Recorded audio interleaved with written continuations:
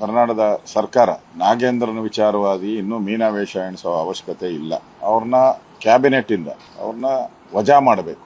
ಈ ಆಗ್ರಹವನ್ನು ಇಟ್ಕೊಂಡು ನಾವು ವಿಧಾನಸಭೆ ಒಳಗಡೆ ಹೋರಾಟವನ್ನ ನಾವು ಮಾಡಿದಿರಿ. ನಮ್ಮೆಲ್ಲಾ ಶಾಸಕರು ಮತ್ತು ನಮ್ಮೆಲ್ಲಾ ಬಿಜೆಪಿ ಕಾರ್ಯಕರ್ತರು ಈ ಬಾರಿ ಇಡೀ ಅಧಿವೇಶನ ಕರ್ನಾಟಕದ ಇತಿಹಾಸದಲ್ಲೇ ಯಾವತ್ತೂ ಕೂಡ ಒಂದೇ ಒಂದು ವಿಚಾರ ತೆಗೆದುಕೊಂಡು ಇಡೀ ಅಧಿವೇಶನದಲ್ಲ ಹೋರಾಟ ಮಾಡಿರುವಂತದ್ದು ರೆಕಾರ್ಡೇ ಇಲ್ಲ ಕರ್ನಾಟಕದಲ್ಲಿ. ಫಸ್ಟ್ ಟೈಮ್ ಬಿಜೆಪಿ ನಾವು ಮತ್ತು ಜೆಡಿಎಸ್ ಒಟ್ಟಿಗೆ ಸೇರಿ ಈ ಹೋರಾಟವನ್ನ ಮಾಡಿದಿರಿ. ವಿಶ್ವಾಸ ಇದೆ 100% ರಾಜೇಂದ್ರ ರಾಜೀನಾಮೆ ಆಗೇ ಆಗುತ್ತೆ. ಆ ತರ ಸನ್ನಿವೇಶ ನಾವು ಕ್ರಿಯೇಟ್ ಮಾಡಿದಿರಿ. ಇಲ್ಲ ಅಂದ್ರೆ ಮುಂದಿನ ಅಧಿವೇಶನದಲ್ಲೂ ಕೂಡ ನಾವು ಬಿಡಲ್ಲ. ನಾಗೇಂದ್ರನ ತಾರ್ಕಿಕ ಅಂತ್ಯಕ್ಕೆ ತಗೊಂಡೋಗ್ತೀರಿ. ಈ ವಿಚಾರವಾಗಿ ನಾವು ತಾರ್ಕಿಕ ಅಂತ್ಯಕ್ಕೆ ತೆಗೆದುಕೊಳ್ಳುವ ತೀರ್ಮಾನವನ್ನ ಈಗಾಗಲೇ ನಾವು ಮಾಡಿದಿರಿ. ಅದರಿಂದ Nagendra must go, no doubt at all. ನಮಗಂತೂ 100% ಹೋಗೇಬೇಕು. ಆ ರೀತಿಯಾದಂತಹ ಹೋರಾಟ ಮಾಡಿದಿರಿ. ಅಧಿವೇಶನದಲ್ಲೂ ಸುಮಾರು 5-6 ಬಾರಿ ಸಂಧಾನ ಸಭೆಗಳಾಯ್ತು. ಯಾವುದೇ ಸಂಧಾನ ಸಭೆಗಳಲ್ಲೂ ನಾವು ಒಪ್ಪಿಲ್ಲ. ನಾಗೇಂದ್ರನ ತೆಗೆಯೋದು ಬಿಟ್ಟು ನಾವು ಬೇರೆ ಯಾವುದೇ ಮಾತಾಡಲ್ಲ ಅನ್ನೋ ಸ್ಪಷ್ಟವಾದಂತ ನಿರ್ದೇಶನವನ್ನ ಕಾಂಗ್ರೆಸ್ ಪಾರ್ಟಿಗೆ ಸರ್ಕಾರಕ್ಕೆ ಕೊಟ್ಟಿದಿರಿ. ಆ ದೃಷ್ಟಿಯಿಂದ